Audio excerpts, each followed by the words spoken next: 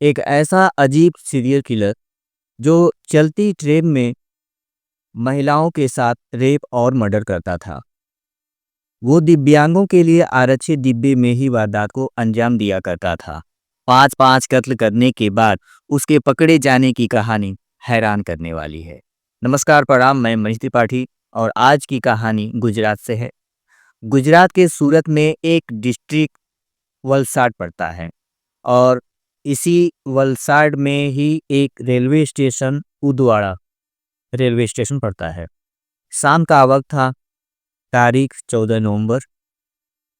एक second year की student, एक 19 साल की लड़की कोचिंग खत्म करने के बाद अपने घर लौट रही थी। चूंकि जो कोचिंग सेंटर था वहां से उसका घर एक रेलवे क्रॉसिंग को पार करना और एक रेलवे फाटक को पार करना होता था और ये उदवाड़ा रेलवे स्टेशन के समीप ही उसका घर था, करीब 200 मीटर। तो अक्सर वही रूट होता था। वो कोचिंग सेंटर से निकलती, रेलवे ट्रैक को पार करती, फिर रेलवे फाटक को पार करने के बाद अपने घर पहुंचती थी। लेकिन स्टेशन से 100 मीटर की दूरी या 100 मीटर का एक ऐसा हिस्सा था जहां का जो क्षेत्र था वो काफ़ी सुनसान, वहां पर ज़्यादा सन्नाटा होता था, पेड़ वेड़ होते थे। तो 14 नवंबर की शाम को वो लड़की कोचिंग सेंटर से निकलती है और अपने घर जा रही होती है। लेकिन वक्त हो गया और वो अपने घर नहीं पहुंची। अब रूटीन था कि इतने समय तक वो अपने घर आ जाती है। कभी 5 मिनट, 10 मिनट, आधा घंटा, 1 घंटा ऊपर नीचे हो जाए तो खैर कोई बात नहीं। लेकिन 2-3 घंटा हो गया और वो अपने घर नहीं पहुंची। घर वालों को फिक्र हुई। घर वालों को चूंकि ये भी पता था कि उसके घर से कोचिंग सेंटर का रूट क्या है, वो किस रूट से कोचिंग सेंटर जाती है, आती है। तो पूरा परिवार घर से निकलता है और उस रूट को फॉलो करते हुए, जिस रूट से वो कोचिंग आती और जाती थी, एक एक लोग एक एक चीज को ढूंढते हुए, देखते हुए आगे बढ़ते हैं। वे जैसे ही उदवाड़ा रेलवे स्टेशन से 100 मीटर पहले पहुंचते हैं, रेलवे ट्रैक के पास एक सुनसान जगह पर उन्हें एक लड़की लेटी हुई नजर आती है। जब पास जाकर देखते हैं तो ये उनकी अपनी बेटी थी। जिस तरीके से वो लाश, क्योंकि तब तक वो दम तोड़ चुकी थी, जमीन पर पड़ी थी, पहली नज़र में ही ये पता चल जाता है कि उसके साथ जबरदस्ती की गई है, क्योंकि कपड़े शरीर पर नहीं थे और वो दम तोड़ चुकी थी। देखकर घर वाले बदहवास चीखने चिल्लाने लगते हैं।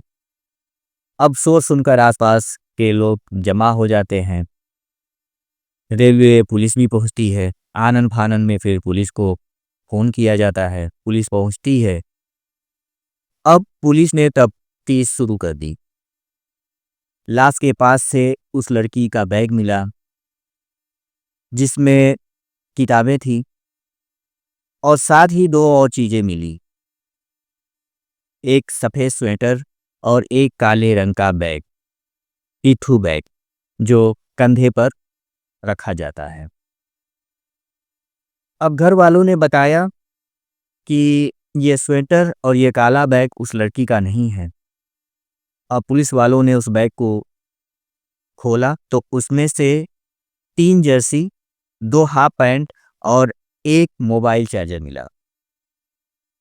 इन कपड़ों और बैग को देखकर ये अंदाजा लगाना आसान हो गया कि जिसका भी ये बैग है और जो ये कातिल और रेपिस्ट है, वो इस शहर का नहीं है, बाहर का है, क्योंकि वो सफ़र कर रहा है और ट्रेन से ही आया है और हो सकता है कि ट्रेन से ही यहाँ से निकला हो। और इसी के फौरन बाद पुलिस की एक टीम उदवाड़ा रेलवे स्टेशन पहुंचती है कि हो सकता है कि शायद कातिल सीसीटीवी कैमरे में दिख जाए। लेकिन पहला धक्का तब लगता है जब पता चलता है कि उस स्टेशन पर एक भी सीसीटीवी कैमरा नहीं है। अब पुलिस को बड़ी मायूसी होती है, लेकिन उस बैग और कपड़ों को देखकर यह साफ लग रहा था कि वो एक मुसाफिर है और सफर पर निकला है। अब सीसीटीवी कैमरा है नहीं, पुलिस क्या करे? इधर शव का पोस्टमार्टम करने के लिए उसको सूरत के डिस्ट्रिक्ट हॉस्पिटल भेज दिया जाता है। वहां से रिपोर्ट आती है और पता चलता है कि मौत से पहले उसके साथ जबरदस्ती की गई थी। अब पुलिस कातिल की तलाश में, सीसीटीवी कैमरा है नहीं, एक बैकपैक और एक सफेद स्वेटर से कातिल तक पहुंचना है। काम इतना आसान नहीं। तभी पुलिस ने तय किया कि इस स्टेशन पर तो सीसीटीवी कैमरा है नहीं, इसके आगे और पीछे के स्टेशन को खंगालते हैं। आनन फानन में पुलिस की कई टीमें लगाई जाती हैं और तय किया जाता है कि स्टेशन के जो आगे का स्टेशन है और जो पीछे का स्टेशन है, वहां लगे सीसीटीवी कैमरे को देखा जाएगा। मेहनत रंग लाती है। उदवाड़ा रेलवे स्टेशन के एक स्टेशन पहले सीसीटीवी कैमरा लगा हुआ था और उस कैमरे को जब चेक किया जाता है तो वहां पर एक शख्स नजर आता है। जब उस कैमरे को चेक किया गया तो और उसकी टाइमिंग देखी गई तो एक शख्स उस कैमरे में नजर आया। अब उस शख्स का चेहरा, उस कातिल का जो चेहरा था, उसको तो पुलिस ने देखा नहीं था, लेकिन इस शख्स को देखकर पुलिस इसलिए चौंक गई क्योंकि ये शख्स वही सफ़ेद रंग का स्वेटर और वही काले रंग का पिट्ठू बैग अपने कंधे पर लिए हुए था। अब स्टेशन की दूरी, एक स्टेशन पहले और एक स्टेशन बाद उसने वही सफ़ेद रंग का स्वेटर और वही काले रंग का बैग उसके कंधे पर। तो बड़ा आसान हो गया ये पता करना कि ये वही शख्स है, क्योंकि जो चीज़ पहने हुआ है और जो बरामद हुई है, जो मौके से मिली है, अब ये जो शख्स है वो सीसीटीवी में थोड़ा लंगड़ा कर चल रहा था। अब इस तस्वीर को देखकर पुलिस की जान में जान आई। अब पुलिस ने तय किया कि चलो इसे ढूंढते हैं। ढूंढना शुरू किया। बाकी स्टेशन को, रेलवे पुलिस को खबर दी गई। गुजरात पुलिस ने 10 टीमें लगाईं। उन्होंने कहा कि यहाँ से जितने भी रूट हैं, जितने भी स्टेशन हैं, वहाँ पर जाओ, ये पता लगाओ कि कातिल कहाँ पे चढ़ा है, कहाँ पे उतरा है, ताकि पता चल सके वो कहाँ पर जा रहा है। इधर कोशिश चल रही थी और लास्ट में फिर पता चला कि उसे वापी स्टेशन पर देखा गया। वापी स्टेशन पर फिर यह देखा गया कि वो मुंबई बांद्रा जाने वाली ट्रेन में सवार हो रहा है। अब इससे ये हुआ कि वो मुंबई बांद्रा की तरफ गया है। अब पुलिस की टीम मुंबई बांद्रा पहुंची, लेकिन यह सब तब देखा जा रहा था जब वक्त काफ़ी आगे निकल चुका था। अब इससे यह है कि चलती ट्रेन में जाकर के कातिल को पकड़ लिया जाए, ये मुमकिन नहीं था, लेकिन उसका लोकेशन पता चल रहा था। तो अब वो वलसाड के उदवाड़ा से वापी, वापी से फिर बांद्रा मुंबई पहुंच गया।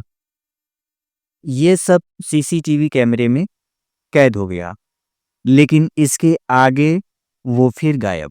अब क्या किया जाए?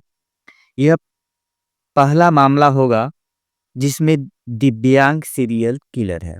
इधर गुजरात की पुलिस ने अब दूसरी कोशिश शुरू की कि चलो किसी दूसरे तरीके से उसके बारे में जानकारी जुटाई जाए।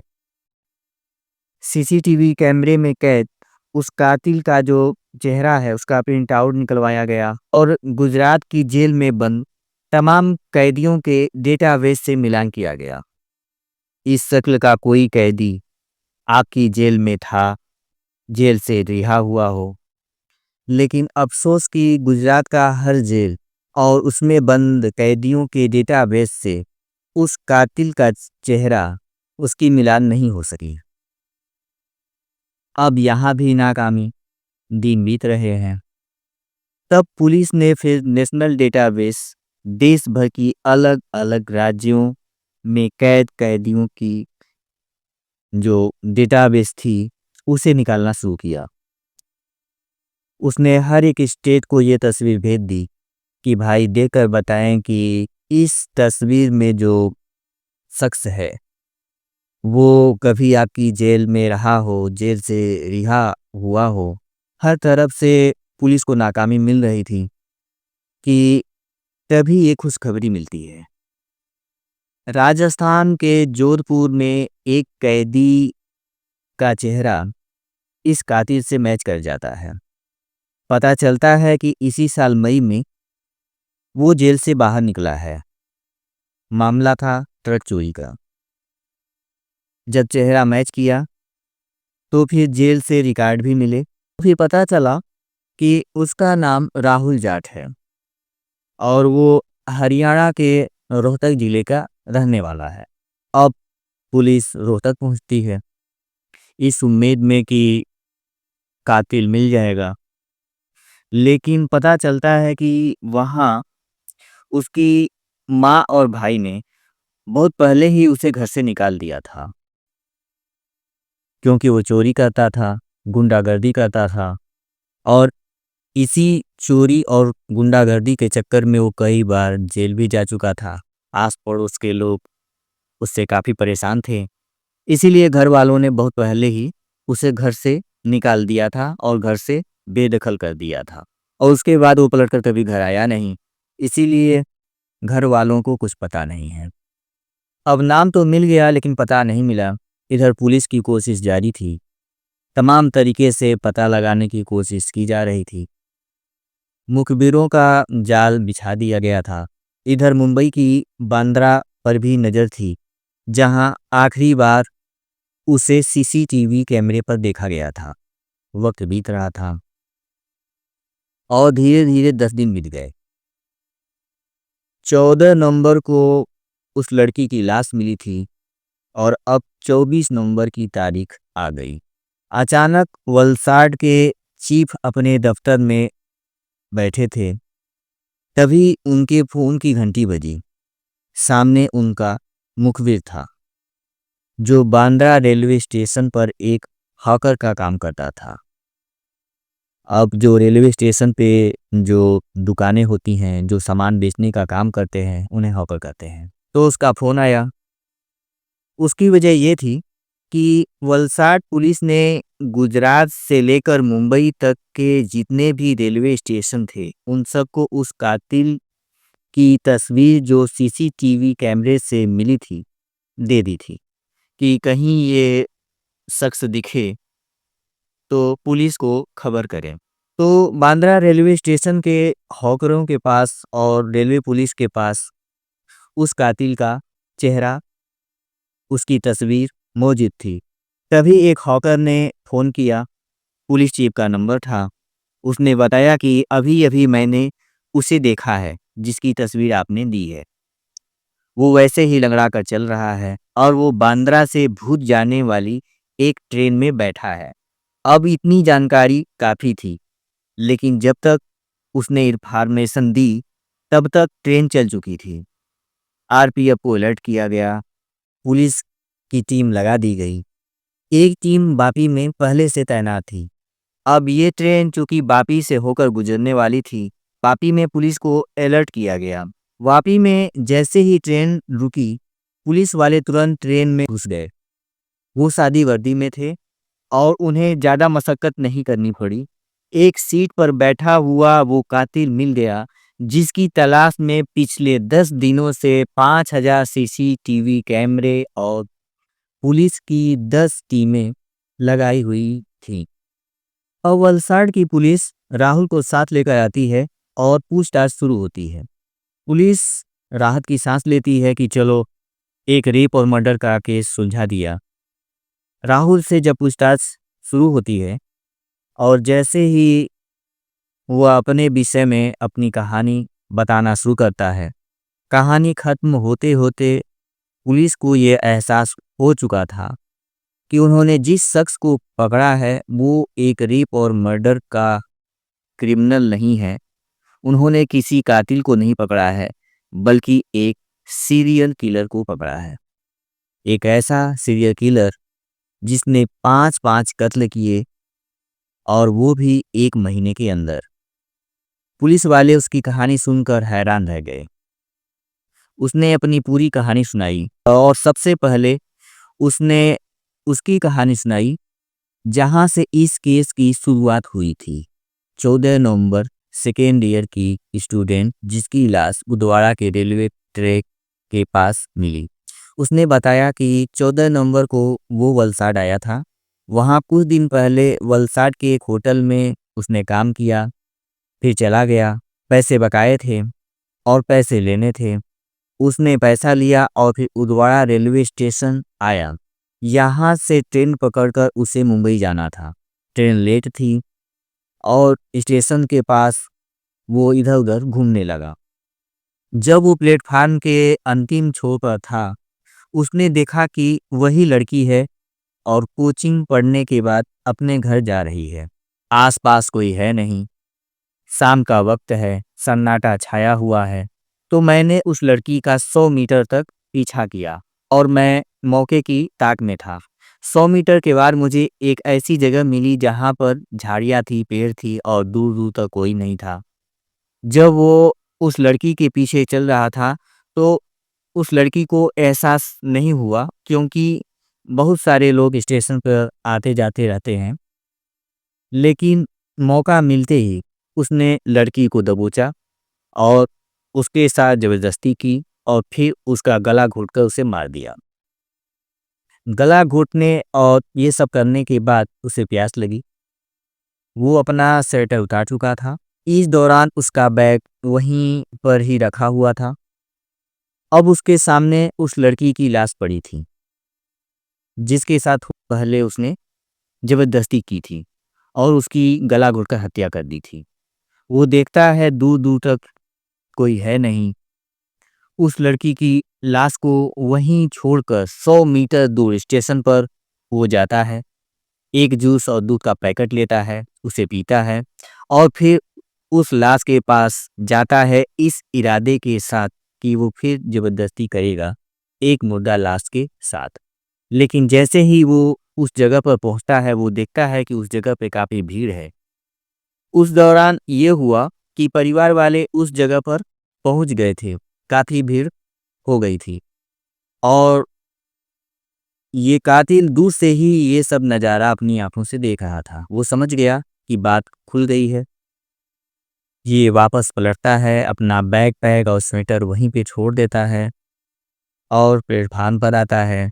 फिर जो दूसरी ट्रेन आती है, उसमें बैठकर वो वहाँ से निकल जाता है। वो चला गया, लेकिन उसका बैग पैक और स्वेटर वहीं पर छूट गया, जो कि एक अहम सबूत बना उसको पकड़ने में। इसीलिए यही सफ़ेद स्वेटर और काला बैग पहने हुए जब वह दूसरे स्टेशन पर दिखाई दिया, जिससे यह पता चल गया कि यही वो कातिल है, तो उसने ये कहानी सुनाई। उसने बताया कि वहाँ से वो फिर वापी गया, वापी से वो फिर मुंबई गया, मुंबई से फिर बांद्रा और फिर मुंबई से वो हावड़ा पहुँच गया। इसके बाद उसने कहा कि हावड़ा के बाद 14 नवंबर के कत्ल के ठीक 5 दिन बाद 19 नवंबर को उसने हावड़ा में एक और महिला के साथ रेप किया और फिर उसका कत्ल किया। और उस महिला का जो शव था, वो भी एक ट्रेन की बोगी में मिला। फिर वो वहाँ से निकलता है और निकलने के बाद वो आंध्र प्रदेश जाता है। वहाँ पर जाकर वो ट्रेन में बैठता है और फिर वहाँ पर एक महिला को जान से मारता है और उसे लूटता है। इसके बाद फिर वो जाता है सिकंदराबाद रेलवे स्टेशन और वहाँ पर भी एक ट्रेन जो पुणे से कन्याकुमारी जा रही थी, उसमें भी एक महिला के साथ रेप करता है और उसे मार डालता है।